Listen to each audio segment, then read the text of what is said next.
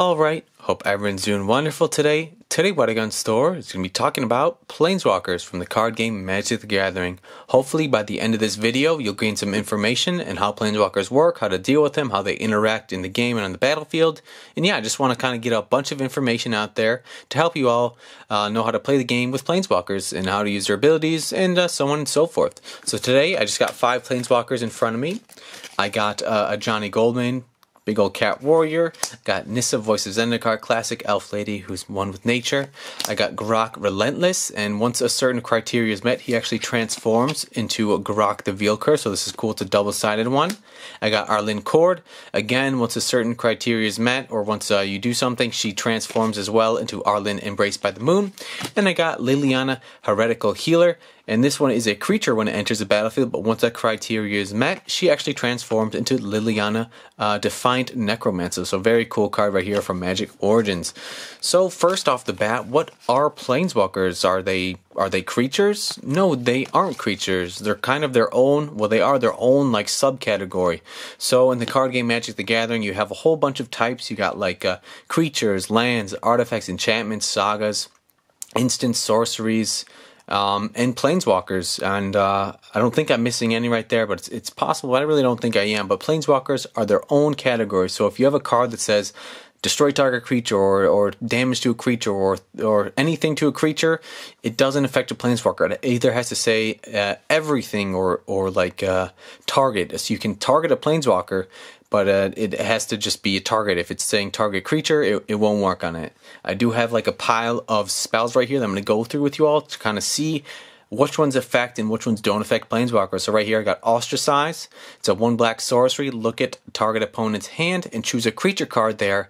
That player discards that card. Like I was saying, Planeswalkers aren't creatures, so this, it wouldn't do anything to it. They couldn't make you discard it. I got Divest, 1 black sorcery. Target player reveals their hand. You choose an artifact or creature card from it. That player discards that card. Like I said, it's not a creature or it's not an artifact. So again, this wouldn't be able to target it. You got Distress. 2 black mana. It's a sorcery. Target player reveals his or her hand. You choose a non-land card from it. That player discards a card. Well, Planeswalkers aren't lands, so it is considered a non-land card. So Distress could actually target a Planeswalker and make you discard it. I got Duress, 1 black mana, it's a sorcery. Target opponent reveals his or her hand. Choose a non-creature, non-land card from it. That player discards a card. Planeswalkers aren't creatures, so it meets the criteria of non-creature, and it's not a land card, so it meets non-land. So Duress could make you discard a Planeswalker card. I have a card like Volcanic Hammer, 1 in a red, it's a sorcery. Volcanic Hammer deals 3 damage to target creature or player. Since it's saying creature or player, Planeswalkers aren't either of those. You can't be targeted by Volcanic Hammer.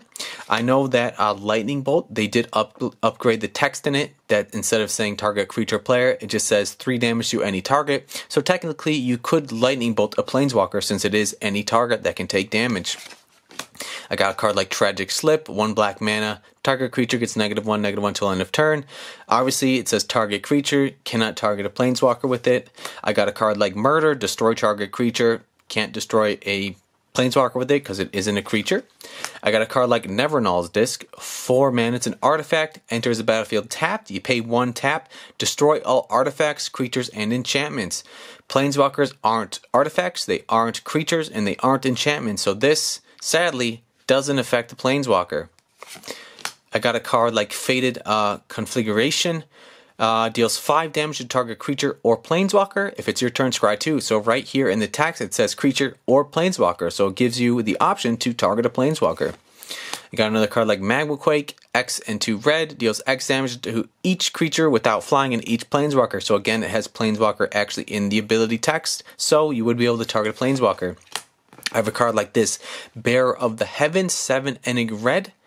When Bearer of the Heaven dies, destroy all permanents at the beginning of the next end step. Planeswalkers are considered permanents, so in this case, when this creature dies, it destroys all permanents, including Planeswalkers, because Planeswalkers are permanent cards. Any card that's on the battlefield is a permanent. Lands are permanents, artifacts are permanents, creatures are permanents, enchantments are permanents, Planeswalkers are permanents, so pretty much the whole board would be wiped. I got a card like Hero's Downfall. 1 and 2 black is an instant, destroy target creature or planeswalker. Obviously, you can either choose creature or planeswalker, so it can be targeted. I got a card like Hieromancer's Cage, 3 and a white. It's an enchantment.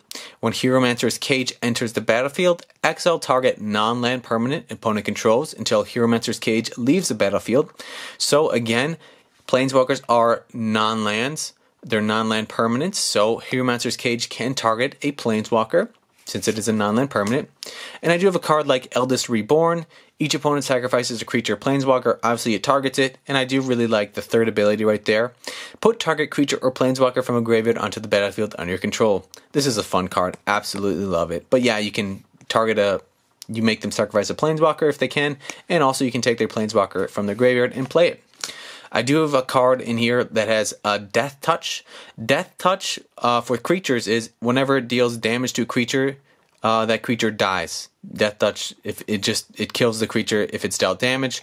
Planeswalkers aren't creatures, so even though this has Death Touch, if it attacked the planeswalker and it didn't do enough damage to reduce its loyalty counters to 0, the planeswalker would still be alive because Death Touch doesn't affect planeswalkers as it does creatures. So that was like a nice little pile of spells that I have. Now I just want to talk about like planeswalkers, how you play them. I'm gonna, I guess, start with this one right here, a Johnny Goldmane. Let me just grab a couple dice. Let's just say this. Let me grab a couple dice from here. Alrighty. So let's just read what this card does. It's 2 and 2 white. It's a planeswalker, a Johnny. It's got this number 4 in the corner right there, which is a little bit different from regular cards because regular cards, or I guess creature cards, the numbers you usually see, they're usually 2. There's usually the power and the toughness, pretty much the attack and the defense. But a planeswalker only has 1. So what does that mean? This number right down here is its loyalty counters. This is the amount of loyalty it comes into the battlefield with. So it comes in with 4 loyalty. And you use its loyalty like a mana pool or a resource to play its abilities right here. So let's just see what it says. You got +1, -1, and -6. So these all affect your loyalty right there.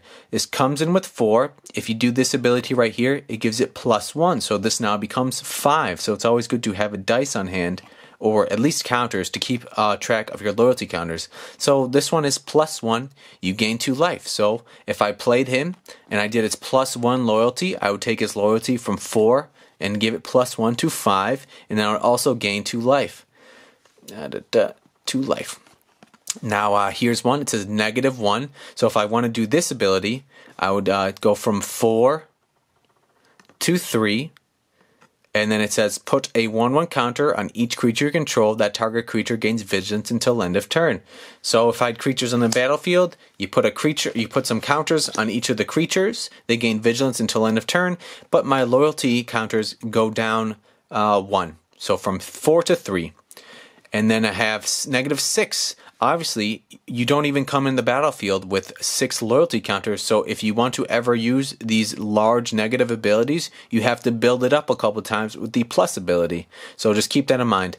It says, put a white avatar creature token onto the battlefield with this creature's power and toughness equal to your life total. And usually your life total, hopefully, is pretty high, so even if you're halfway through the game, you could possibly get a 10/10 creature on the battlefield. So Planeswalkers are super powerful spells in this game. They're incredibly powerful, and yeah, so you can do a whole lot with them. So let's just kind of play this out as an example right here. You say this is my hand right here. This is the only card in my hand. I don't have anything else on the battlefield. If I want to play it, obviously you play it like regular cards. 2 and 2 white, so I'm going to tap 2 mana of any color, and then 2 white one. I now played a Johnny Goldmane. He comes into the battlefield with 4 loyalty, because that's what his number comes into. Let's say his loyalty, if I do the -1, I keep doing the -1 until he's at 0. Once his loyalty goes down to 0, he is dead. So if you ever reduce, or their loyalty ever goes down to 0, they die and they go into your graveyard. So, and you can't use like a -6 ability unless you at least have 6 loyalty. So even if he came to the battlefield with 4, I can't use the -6 and say, oh, he went down to -2. No, you have to be able to actually use all of the loyalty that it calls for. So he comes in the battlefield with 4 loyalty. Let's just say I want to do +1. So now he has 5 loyalty, and I gain 2 life. So let's just say I'm at 12 life right now. And you can only use their abilities once each turn. So keep that in mind. You can only use a Planeswalker's abilities once each turn unless it's stated anywhere else. You can only use it once each turn. You don't have to pay any mana to use their abilities. You're just allowed to use it once each turn. So every time each turn, I can say, you know what, I want a +1 again because maybe next turn I'm going to do -6. So once on my turn, I'm going to do another +1, bring it up to 6, gain 2 more life. You can use the -6 ability next turn now, but keep in mind if you do use it, it's going to drain all 6 of his loyalty, bringing him down to 0. Using it will make the avatar creature token, but it will bring his loyalty to 0 and he will die or go into your graveyard. So just keep that in mind. So that's a pretty good example of a Johnny right here. I kind of want to explain a little bit about kind of creatures attacking Planeswalkers. So one thing, let's just see right here. Let's say my opponent has the Havoc Devils out, 2 and 2 red. It has Trample. This creature can deal excess combat damage to a player or Planeswalker it's attacking. So keep that in mind. Trample will deal its excess damage to a player or Planeswalker it's attacking. It's a 4/3. So we'll keep that in mind for an example. And let's just say I have this out right here. I got Volunteer Militia. 1 white for a 1/2 creature. Super simple stuff right here. So my Planeswalker, he entered the battlefield. I used his +1 ability. He is now at 5. So he has 5 loyalty right now. Let's say my opponent attacks. He attacks. He has to choose what he wants to attack since there's a Planeswalker in the battlefield. Normally, there's only one thing it can attack. You can only attack your opponent. But since there's myself and a Planeswalker in the battlefield, they have to choose between them. They are not one and the same. So my opponent has to think, do I want to attack the player or do I want to attack the player's Planeswalker? And let's just say they choose the Planeswalker. If they attack the Planeswalker and I leave it unblocked, it's going to deal all of his 4 damage to the loyalty counters, bringing his loyalty down to 1. And like I said, if his loyalty goes down to 0, it will perish or will kill the Planeswalker. So keep that in mind. So all damage that a creature would deal to a Planeswalker, if it's unblocked, or any damage that's dealt to a Planeswalker affects its loyalty counters. And if they bring it down to 0, it is put into your graveyard. So let's just say, for example, that the Havoc Devils attacked. My Planeswalker has 5 loyalty, and I want to block. Obviously, you can intercept, you can block the path of the Planeswalkers right there. And let's just say I block with the Volunteer Militia. Since this has Trample, it deals 4 damage to my Volunteer Militia. My Militia only has 2 toughness, so it only absorbs 2 of the damage, dealing the remaining 2 of the 4 to the Planeswalker. So my Planeswalker in this situation, his loyalty would go down to 3 loyalty counters. Let's do a reverse situation right here. Let's just say I'm the one with Trample, or I just have another creature. Let's just say I have this creature right here, and they're attacking my Planeswalker with the Volunteer Militia. It's just a 1/2, and I block the creature. The creatures deal damage to each other. I kill the Volunteer Militia, but my Planeswalker takes no damage. If you block a creature that doesn't have Trample, it just negates the damage. Your creatures still do combat damage as normal, but your Planeswalker won't take damage. But if they're attacking with a creature with Trample, and you don't have enough toughness to absorb all of the power of that creature attacking, the remainder power gets dealt to your Planeswalker. So just keep in mind, Trample deals its excess damage over to the Planeswalker, kind of just like Trample deals its excess damage over to the player or to you, whoever's attacking. All right, another thing I want to talk about is just a couple other Planeswalkers. I have, what else do I got here? Let's look at some of these flip Planeswalkers right here. Let's look at like Liliana, Heretical Healer. Let's just see what happens. So this is a creature. Obviously, you got to play these in a sleeved deck because otherwise you're just going to have a Planeswalker showing in the back. So you're going to want to play it in a sleeved deck for sure. And yeah, let's just cast it. It cost 1 mana of any color and 2 black, so 1 and 2 black. It's a legendary creature, Human Cleric, so the legendary rule does apply. It says lifelink. Whenever another non-token creature you control dies, exile Liliana Heretical Healer, then return her to the battlefield transformed under her owner's control. If you do, put a 2/2 black zombie creature token on the battlefield. She's a 2/3, and the ability that makes her transform into the Planeswalker is whenever another non-token creature you control dies, you exile her, she comes back as a Planeswalker and brings a zombie with her. So, an example, I play her on the battlefield. Let's just say I already had a creature on the battlefield, okay? And let's just say I want to get her to transform. How would I do that? I could, if I wanted to, I could destroy one of my own creatures. Let's just say I murdered my own creature. I murdered my own creature, sending it to the graveyard. Now it says whenever a non-token, since it wasn't a token creature, I exile her, I bring her back to the battlefield transformed, and she comes along with a zombie. Now let's take a look at her right here on the transform side. There's no mana cost up in the corner because the mana cost was on the other side. This little symbol down here is still the color of the creature, or not the creature, of the Planeswalker. So she still is a black Planeswalker. Just like, let's check out these other ones right here. These are the color of the card. So if something says protection from black, they would have protection from this. So that's what this is for. It lets you know the color. This is black, this one is a red and green, and this one is green and black. So she still is a black Planeswalker. And again, she enters the battlefield with her loyalty counters, and she comes in with 3. So once she transforms, she enters the battlefield with 3 loyalty counters. Her +2 ability, and sometimes for Planeswalkers, the plus and minus abilities are very different costs. So this has +2, -X and -8, so it's very different. +2 is each player discards a card, so you would both discard a card, or however many you're playing with, but then her loyalty would go up to 5, give it +2. Or -X, return target non-legendary creature card with converted mana cost X from your graveyard to the battlefield. So this has an X cost. So she enters the battlefield with 3 loyalty. And since I just killed this creature to bring her into her transformed state onto the battlefield, this is now my graveyard. If I wanted to right away, I could say pay 1. So I go down to 2. She paid 1, and she paid 1 for X, and since this is 1 mana cost, she could bring that back, actually. She could bring that back onto the battlefield. And you can use the Planeswalker abilities right away. You don't have to, like, wait another full turn for them to, like, get rid of Summon Sickness. Planeswalkers don't have Summon Sickness. They can use their abilities once each turn, and they can use it right away on the turn that they come in. So, yeah, very cool. And -8, you get an emblem with whenever a creature dies, return it to the battlefield under your control at the beginning of the next end step. And like that ability right there is super impressive.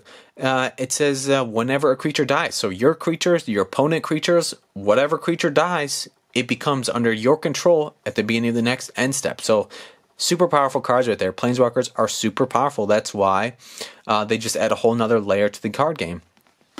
And let's just check out. I'm gonna just check out one more Planeswalker. I want to look at. Garak. Garak Relentless. It's 3 and a green. Let's just see. Let's just put this on the battlefield. Let's just say I have a wolf out there already. 3 and a green. So let's tap 2 green and 2 red. And let's just read what this does. He enters the battlefield with 3 loyalty counters. When Garak Relentless has 2 or fewer loyalty counters on him, transform him. So somehow you have to get him to have 2 or few loyalty counters to be able to flip him into Garak the Veil Cursed. And let's just see what it says. These are 0 cost. So how would you get him down? You can either like ping him, maybe like shock yourself or something like that. Use somehow to deal damage to him however you can, or these abilities right here. Garak Relentless deals 3 damage to target creature. That creature deals damage equal to its power to him.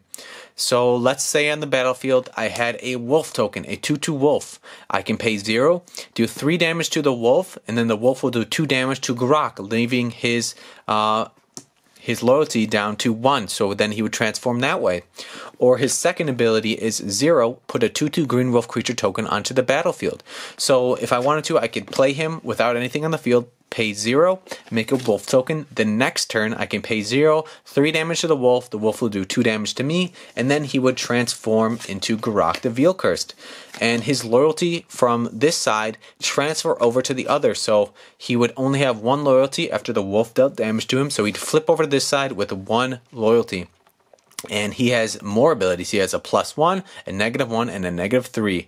Usually the bottom ability, the negative, the large negative, is like the super or the ultimate, the biggest ability with the biggest gain, but also the highest risk and the most loyalty counters usually to cast it. His +1 is put a 1/1 black wolf creature token with death touch on the battlefield, so he can populate the battlefield with a bunch of death touch wolf tokens. He has -1, sacrifice a creature. If you do, search your library for a creature card, reveal it, put it into your hand, then shuffle your library. So he can tutor up for any creature card by sacrificing his wolf tokens or whatever you want. Or -3, creatures you control gain trample and get +X/+X till end of turn, where X is the number of creature cards in your graveyard. So it can be super powerful, especially if you're sacrificing creatures with his -1 ability to just kind of fill up your graveyard with creatures, and then you can use his -3 ability to just pump them all up a crazy amount and just do a whole bunch of damage. So yeah, very cool. And like I was saying earlier, this is the card, the color of the card. It is black and green right there. And the moon right here, this means it's the front side, and this is the back side right there. And again, there's no mana cost up in here. Very cool. What else do I got? I guess we'll check out just Nissa Voice of Zenikar just for another example. It's 1 and 2 green, and there's so many Planeswalkers out there with so many different abilities. I'm not going to be able to pinpoint and answer all the questions, all the abilities, because there's just so many, but they all generally work the same. Planeswalkers enter the battlefield. They enter with the loyalty that they have in the bottom right. You can use their abilities right away. Their abilities either add or subtract from their loyalty. If their loyalty ever reaches 0, they are put into the graveyard. If a creature deals damage to them, it takes the damage dealt in form of like loyalty counter. So if it's getting attacked by this 1/2, it would go down to 2. And so on and so forth. Trample deals excess damage to the Planeswalker as well. And let's just read this abilities, guys. Planeswalker Nissa, it's a 3. +1, put a 0/1 green plant creature token on the battlefield. -2, put a 1/1 counter on each creature you control. Right away, if you wanted to, you can just put a counter on everything you control, like super powerful. For 3 mana, you can just do that right away. -7, you gain X life and draw X cards, where X is the number of lands you control. So just like super powerful abilities, Planeswalkers. They're super powerful. And once, like, it just adds a whole nother layer. Like I was saying, like if you have one on the battlefield, your opponents can be deciding, should I attack the player or should I attack the Planeswalker? Because maybe you only have a little bit of life left, but if they let the Planeswalker go, the negative ultimate ability will just be so powerful that they'll lose the game. So it just adds a whole nother level of complexity to the game. Anyways, I really hope that this was helpful to you all, kind of explaining Planeswalkers a bit. I hope I didn't miss anything. If you have any questions on how Planeswalkers work or abilities or anything like that, feel free to leave a comment down below and I'll try my best to answer it. Anyways, I just want to say I hope this was helpful. I hope this was informative. I hope you enjoyed it. I hope you like these type of videos. I want to say thanks for stopping by. Hope you're all doing wonderful. Hope you're all doing safe. Hope you're enjoying the weather. And just want to say keep on keeping on. I'll catch you on the next one and have a beautiful, wonderful day.